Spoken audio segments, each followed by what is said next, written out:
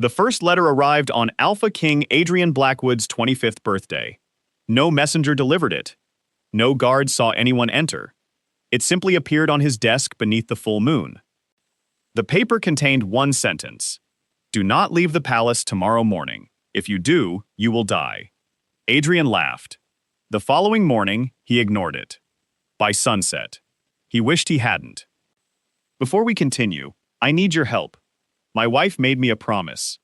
She said if this channel reaches 1,000 subscribers, she is going to buy me a very special gift. Now, I don't know whether she expected me to forget that promise, but I definitely have not. So if you enjoy emotional werewolf romances, mysterious alpha kings, shocking secrets, and unforgettable endings, please subscribe and help me reach 1,000 subscribers. Because honestly, I really want that gift. Now, let's begin. The warning remained on Adrian's desk when morning came. He stood over it, fastening the silver clasp of his black royal coat. His beta, Marcus Vale, entered carrying a stack of council reports. Still reading your secret admirer's letter? Adrian lifted it. Secret enemies usually threaten kings.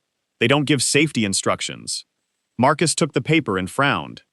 No seal, no signature, no scent. Every message carried something. Ink, wax, a trace of the hand that touched it. This one carried nothing.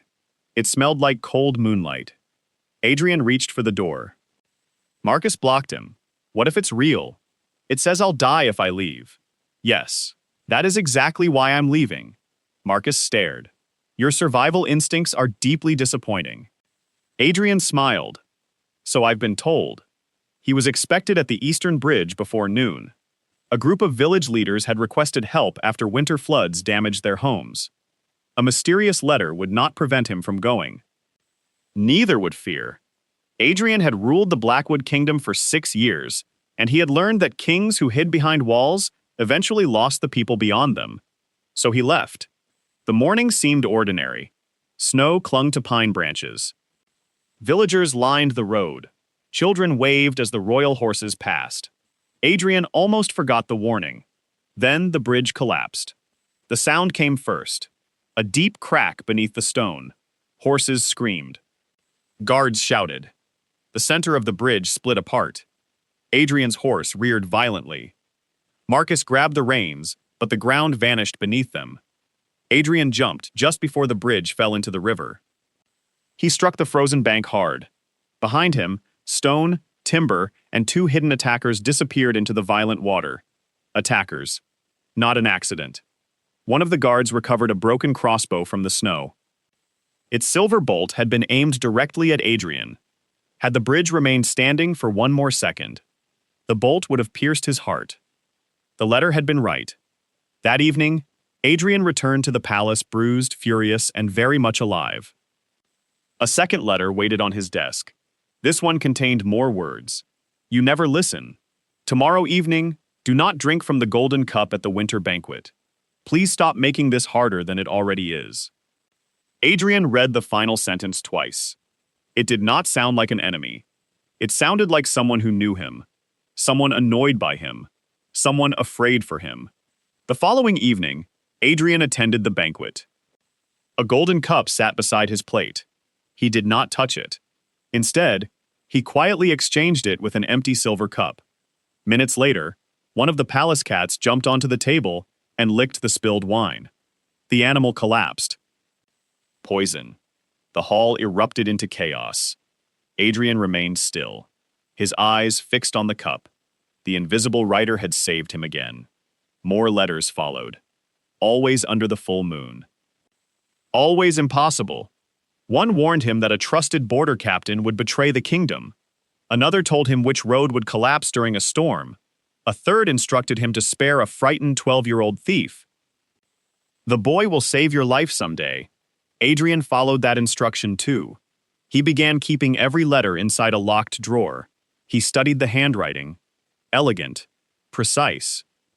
Slightly slanted to the left. Sometimes the writer sounded formal. Sometimes desperate.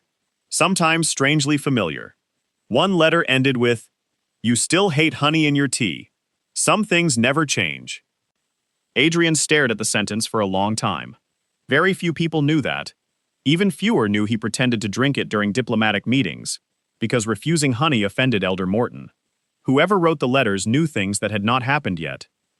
But they also knew him, personally. And beneath every warning appeared the same request. Please do not search for me. Finding me will only make everything happen sooner. Naturally. Adrian began searching. The palace archives became the center of his investigation. Every old record involving moon magic, prophetic writing, and messages across time was brought to him. Most were useless legends. Some described mirrors that showed distant places. Others mentioned doors that opened only under moonlight. Then, Adrian met Elara Wynne. She was the new archivist assigned to restore the oldest section of the royal library. She stood on a ladder when he entered, holding 3 books beneath one arm and arguing with a damaged shelf. If you collapse, she warned the shelf, I will burn whatever remains of you.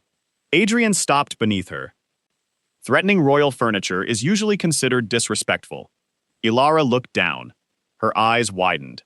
Then she lost her balance. Adrian caught her before she hit the floor. For one breath, she remained in his arms.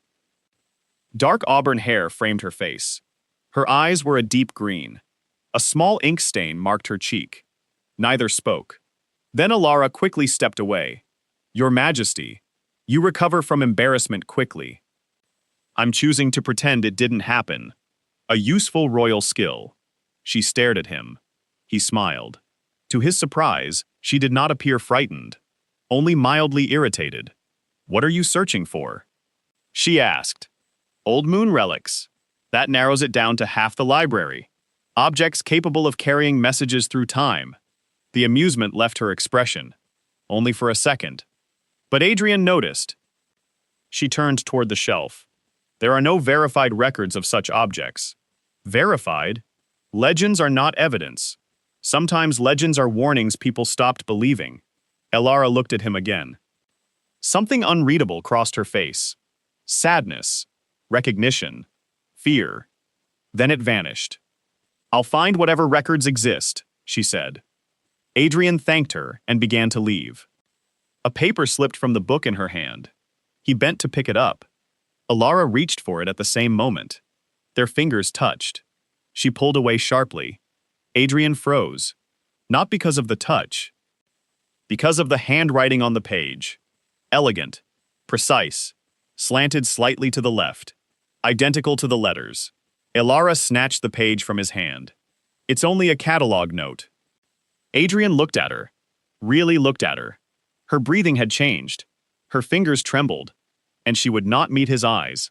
Have we met before? He asked. Elara forced a laugh. I think I would remember meeting the Alpha King.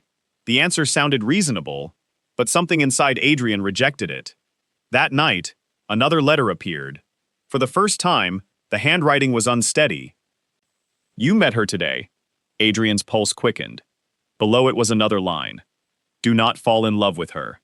Then, written smaller at the bottom, please, I have already lost too much. Adrian stood alone beneath the moonlight, holding the warning in both hands. For months, the letters had taught him how to survive. This was the first one that frightened him, not because it predicted his death. Because somewhere in the future, a woman who knew him better than anyone was begging him not to love Elara Wynne, and Adrian already suspected it was too late. Adrian did not sleep. The newest letter lay open across his desk. You met her today. Do not fall in love with her. Please, I have already lost too much. For the first time, the mysterious writer sounded afraid. Not afraid for the kingdom, afraid for herself. And somehow, afraid for him. The next morning, Adrian walked into the royal library long before sunrise. He told himself he was searching for forgotten records. He knew he was searching for Elara. She was already there, standing on a ladder with a lantern beside her, carefully repairing the spine of a centuries-old book. You start work early, Adrian said. Without looking down, she smiled. Books don't complain when I wake them. They might if you keep threatening to burn shelves. She laughed. So you remember that? I remember interesting people. For a heartbeat. Her smile faded, almost as though those words carried a weight he couldn't understand. She climbed down from the ladder. What brings the Alpha King here this early? I need help finding something. What? A way to send letters through time. Silence. Elara looked away. I've told you before. There are only legends. What if the legends are true? She gently placed the book on a nearby table. Then whoever uses that kind of magic is paying a terrible price. Adrian stared at her. How do you know there's a price? She froze. Then quickly answered. Every ancient magic asks for one. She changed the subject immediately. Come. I found something you should see. Deep beneath the library, hidden behind an iron gate no one had opened in decades, lay the oldest archives in the kingdom. Dust floated through narrow beams of sunlight. Ancient scrolls lined the walls. Broken statues watched from the shadows. At the very center stood a stone pedestal, empty. There used to be something here, Adrian whispered. Elara nodded. The moon mirror. Adrian looked at her sharply. You know its name. It appears in old records. What did it do? She hesitated. No one agrees. Some believed it showed possible futures. Others believed it connected souls separated by time. And you? Elara's fingers tightened around the lantern. I think... She stopped. What? I think some stories survive because someone desperately wanted them remembered. Days passed. Adrian found more reasons to visit the library. Sometimes he actually researched. Most of the time. He simply enjoyed talking to Elara. She challenged him, corrected him, laughed at his terrible jokes. One rainy afternoon, they argued for 20 minutes about whether dragons had ever existed. They're myths. They're undocumented. That's the same thing. It absolutely isn't. By the end of the argument, both were laughing. Marcus watched from the doorway. You smile more around her. Adrian looked toward the library. So I've been told. Marcus lowered his voice. And the letters? Adrian's smile disappeared. I still haven't told her. You think she's connected? I know she is. You have proof? No. Only instinct. Marcus sighed. That's how dangerous stories begin. Another full moon arrived. Another letter appeared. This one was longer. The ink looked smudged, as though tears had fallen onto the page before it dried. You're spending too much time with her. I know you won't listen. You never do. But please, don't let her see the moon mirror before the winter eclipse. If she finds it too soon, our future changes. And this time, I don't know if I can save you. Adrian read the letter over and over. Our future. Not your future. Our. His heartbeat quickened. The writer wasn't simply protecting him. She believed they shared a future together. That evening, Adrian returned to the archives alone. Something bothered him. The empty pedestal. It didn't feel empty. He brushed years of dust from its surface. Hidden beneath the dirt, he found strange silver markings shaped like crescent moons. The symbols began glowing. The air grew cold. Without warning, the wall behind the pedestal slowly opened. A hidden chamber revealed itself. Inside, rested an enormous mirror framed in silver branches. Its glass reflected no image. Only moonlight. The moon mirror. So, came a quiet voice behind him. You found it. Adrian turned. Elara stood at the entrance. She looked frightened. Not of him, of the mirror. You knew it was here. She didn't answer. Instead, she whispered, You shouldn't have opened it. Why? Because once it wakes, it remembers. The mirror suddenly shimmered. Its surface rippled like water. Silver light flooded the chamber. Adrian stepped closer. A reflection appeared. Not his own. A woman. Older. Her auburn hair was longer. Tiny silver strands framed her face. Her eyes were swollen from crying. She sat alone inside the same library, writing a letter. Each word looked painfully difficult. When she finished, she folded the paper, placed it against the mirror. It disappeared. Then the older woman whispered, "I hope this one reaches you." She looked up, directly at Adrian, as though she could see him. "I don't have many memories left." Adrian's breath caught. It was Elara, older, broken, and crying. The vision vanished. The chamber fell silent. Adrian slowly turned toward the real Elara. She was already crying. "You've seen her before," he whispered. She closed her eyes. "I've dreamed about her." "No." He stepped closer. "You remember her." Tears rolled down her cheeks. "I don't know how." Adrian reached into his coat. He unfolded the latest letter, then gently placed it in her hands. The moment Elara saw the handwriting, her face lost all color. She traced the ink with trembling fingers. "I know this writing," she whispered, "but I don't know why." Adrian's voice was barely audible. "It belongs to you." Silence. The lantern flickered. The mirror glowed once more. Neither of them moved. Then, a new line slowly appeared across the surface of the moon mirror, written in glowing silver script. "Adrian, if you're seeing this, then I wasn't careful enough. Listen to me. The next letter I send will cost me the memory of the day you told me you loved me. Please, don't make me send the last one." The writing faded. The chamber returned to darkness. Adrian stood frozen. Every warning, every miracle, every letter that had saved his life, had cost the woman he was beginning to love. A piece of the life they hadn't lived yet. He looked at Elara. She stared at the silent mirror with tears streaming down her face. "I don't understand," she whispered. Adrian gently took the letters from his coat. All of them. He placed them into her trembling hands. "I think," he said quietly, "we're about to discover our future." For a long time, neither Adrian nor Elara spoke. The moon mirror stood silent once more. Only the stack of letters resting in Elara's trembling hands proved any of it had been real. She slowly sat on the stone floor. One by one, she spread the letters around her. The oldest, the newest, the ones stained with tears, the ones that had saved Adrian's life. Her fingers traced every familiar curve of the handwriting. "It really is mine," she whispered, "but I don't remember writing any of them." Adrian knelt beside her. "You haven't?" She looked at him. "Not yet." Over the following weeks, the two of them searched every forgotten corner of the palace, every ancient scroll, every record mentioning the moon mirror. Finally, an old monk from the northern mountains agreed to see them. He was nearly 100 years old, blind. Yet when Adrian mentioned the moon mirror, the old man's expression became heavy. "There is only one reason the mirror allows messages across time." "What reason?" Adrian asked. The monk answered quietly. "Regret." Silence filled the small temple.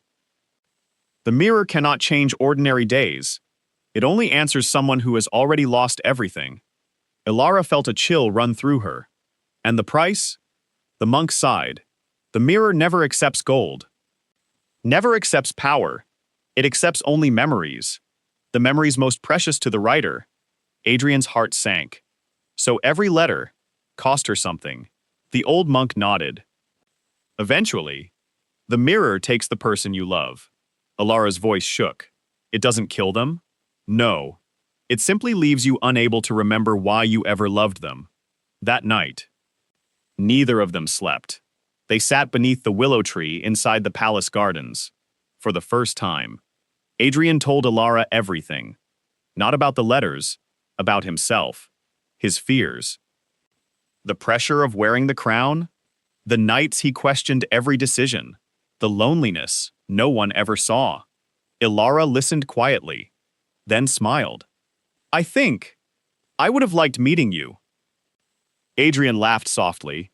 "I think you did." She looked toward the stars. "I wish I remembered." He gently shook his head. "No, I want you to make your own memories." She looked back at him. "You don't mind? I'd rather earn your love honestly than borrow it from another lifetime." For the first time, Elara realized she wasn't simply admiring the Alpha King. She was falling in love with him, the same way she apparently had once before. The winter eclipse arrived, exactly as the final unfinished letter had predicted. The kingdom celebrated. Lanterns filled the streets. Music echoed through the palace. No one noticed the cloaked figures slipping through the crowd, until it was too late. The first explosion shattered the western tower. Guards rushed toward the smoke. Then arrows rained from the rooftops. Assassins. Dozens of them. Marcus drew his sword. Thereafter the king. Adrian fought beside his guards. For several minutes. The palace held. Then everything changed. One assassin climbed onto the highest balcony. A silver spear aimed directly at Adrian. There was no time. No escape. No warning.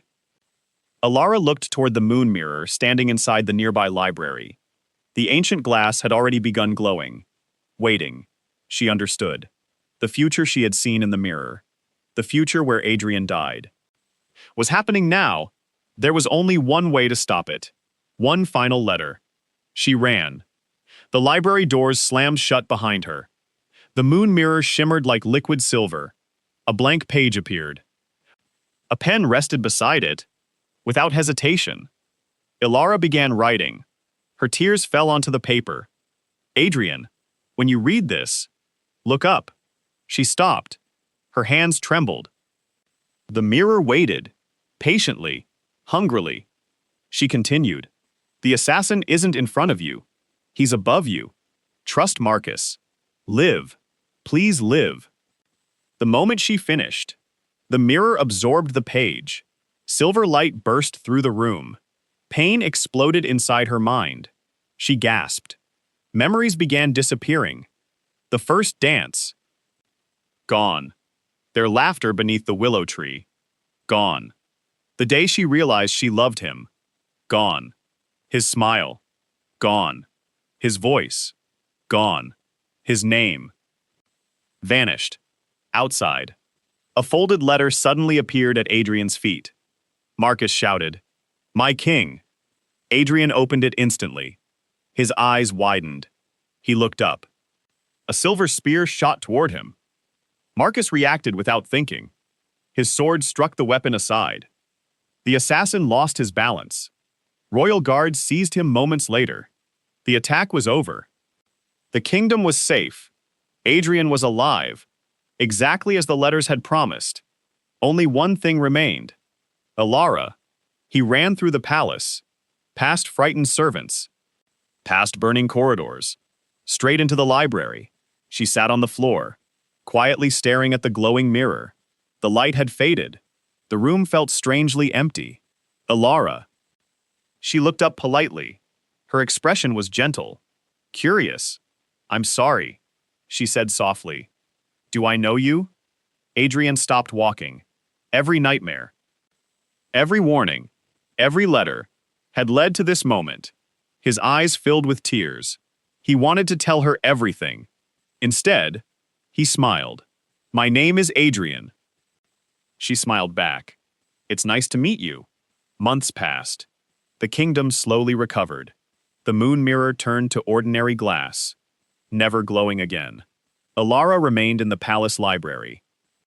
She remembered books, history, languages, everything, except Adrian. He never forced the truth upon her. Instead, every morning, he visited the library.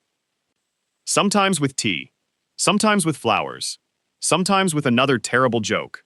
She laughed more often than she realized. One rainy afternoon, she looked at him and frowned. "Can I ask you something?" "Always." "Why do you visit me every day?" Adrian smiled. "Because you're my favorite person." She laughed. "You hardly know me. I'd like to fix that." She couldn't explain it, but every time he smiled, her heart felt strangely warm, as though it recognized someone her mind could not. Spring arrived. The palace gardens bloomed again. Adrian invited Elara for a walk beneath the willow tree.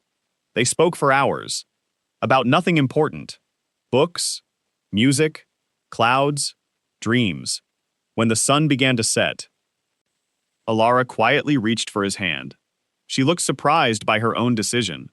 I don't understand. What? She smiled softly. It feels like I've been walking beside you forever. Adrian closed his eyes for a moment, then squeezed her hand gently. Maybe. Some promises are stronger than memory. She leaned against his shoulder. Neither of them spoke. The silence felt peaceful, almost familiar. That evening, Adrian returned to his study. He opened the very first letter, the one that had arrived on his 25th birthday, for reasons he couldn't explain. He turned it over. Words slowly appeared across the back of the page, words that had never been visible before. If you are reading this, then we made it.